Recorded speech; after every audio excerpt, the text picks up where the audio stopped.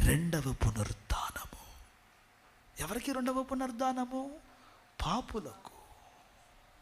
ఎవరికి రెండవ పునరుద్ధానము? ప్రభుని ధిక్కరించిన వాడికి. ఎవరికి రెండవ పునరుద్ధానము?